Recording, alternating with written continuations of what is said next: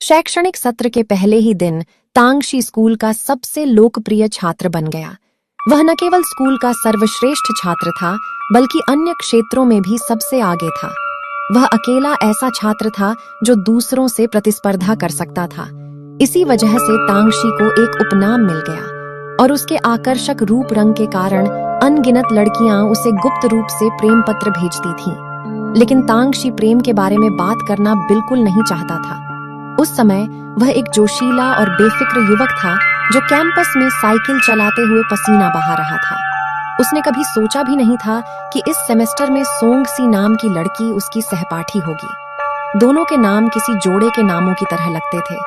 इससे छात्र झिझकने लगे। शैक्षणिक सत्र की पहली कक्षा में तांगशी की मुलाकात सोंगसी से हुई। दोनों के नाम किसी जोड़े के नामों की तरह लगने के कारण तांगशी ने गौर किया कि लड़की के कान दबे स्वर में लाल हो रहे थे। छात्रों की बातचीत शांत झील के नीचे पत्थर की तरह थी। इसने युवा तांगशी को बहुत सोचने पर मजबूर कर दिया और किस्मत का खेल मानो पहले से तय था। तांगशी की आंखों के कोने में एक लाल सिंदूर का निशान है और सोंगसी की कॉलर बोन पर भी वैसा ही निशान है। दोनों सिंदूर चुपचाप एक दूसरे के करीब आ जाते हैं। यह किसी नियति की कहानी जैसा लगता है। बस ये लड़की कुछ ज्यादा ही आज्ञाकारी और शांत है। जब उसकी सहपाठी ने उसकी स्कूल यूनिफॉर्म चुरा ली तो उसने कुछ भी कहने की हिम्मत नहीं की। मैंने इसे पहले गलत तरीके से भरा था। ये बहुत बड़ी है। तुमने इसे गलत तरीके से भरा था। तुमने इसे दूसरों से क्यों चुराया? हम सब सहपाठी हैं। इसमें क्या गलत है? किशोरावस्था के इस अजीब दौर में कोई भी लड़की बेमेल कोट पहनकर लोगों के मजाक का पात्र बनना नहीं चाहेगी, लेकिन लड़की में अपनी चीज वापस लेने की हिम्मत नहीं थी। यहाँ आज्ञाकारी होकर इंतजार करो, मैं इसे बाद में बदल दूंगा। तांगशी का लड़की को डांटना व्यर्थ था, लेकिन वह ईमानदारी से इसी स्कूल यूनिफॉर्म में पूरे स्कूल में दौड़ती फिर रही थी।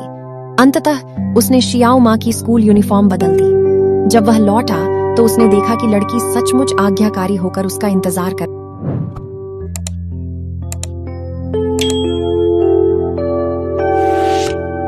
रही थी।